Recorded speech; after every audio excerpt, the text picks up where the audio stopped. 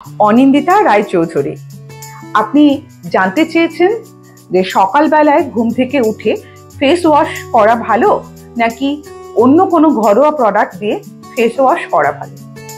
অনিন্দিতা, আপনি নিশ্চয়ই জানেন যে আমি সবসময় ঘরোয়া জিনিসের উপরে নির্ভর করে থাকি আর আমি ঘরোয়া জিনিসটাকেই প্রেফার করি। কিন্তু এখানে দুটো একটা কথা বলতে হয়, কারণ আমি আপনাকে ওখানে কমেন্ট করেছিলাম যে ভিডিও করে আপনাকে দিয়ে দেবো। এটা একটা দুটো কথাতে বলা যাবে না, এটাতে একটু কথা বলতে হবে।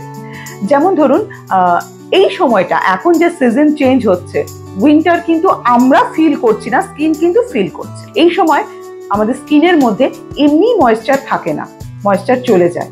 তো সেক্ষেত্রে আমি কখনোই বলবো না সকালবেলায় ঘুম থেকে উঠেই ফেস ওয়াশ করতে, কিন্তু অবশ্যই রাত্রেবেলায় ফেস ওয়াশ করতে হবে এটা কিন্তু আমি বলবো। যতই ঠান্ডা লাগুক, যতই গরম লাগুক, যতই ভুলে যাওয়া হোক না, রাত্রেবেলায় শুতে যাওয়ার সময় অবশ্যই ফেস ওয়াশ করে শুতে হবে। সকালবেলায় যখন আপনি ঘুম থেকে উঠছেন সেটা আপনি বাদ দিতে পারেন। ন্যাচারাল একটা অয়েল থাকে স্কিনে, তখন আপনি সেটাকে বাদ দিলেন। ড্রাই স্কিন হলে তো কখনোই নয় সকালে ঘুম থেকে উঠে ফেস ওয়াশ করা। আপনি দিনে স্নান যখন করছেন তখন করলেও করতে পারেন, শুধুমাত্র রাত্রেবেলায় করবেন। আর যাদের অয়েলি স্কিন তারা স্নানের সময় করছেন এবং রাত্রেবেলায় করছেন। ঘরোয়া কোনো প্রোডাক্ট দিয়ে করা যায় কিনা আমি বলবো অবশ্যই করা যায় ঘরোয়া প্রোডাক্ট দিয়ে, যদি আপনার কাছে সময় থাকে।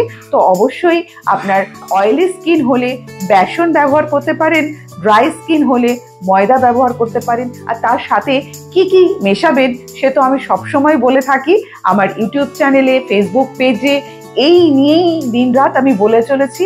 দেখে নেবেন প্যাকটা। আর ফেস ওয়াশ যদি করতেই হয় তাহলে হাইড্রেট থাকবে সেরকম ফেস ওয়াশ, যে কোনো কোম্পানির হাইড্রেটিং ফেস ওয়াশ সেটা ব্যবহার করবেন। ফেস ওয়াশ ব্যবহার করার পর আমি সবসময় বলি টোনার, ময়েশ্চারাইজার, সানস্ক্রিন ব্যবহার করতে ভুলবেন না। আর যদি কোনো সিরাম ইউজ করছেন সেটাও করতে ভুলবেন না। ভালো থাকবেন।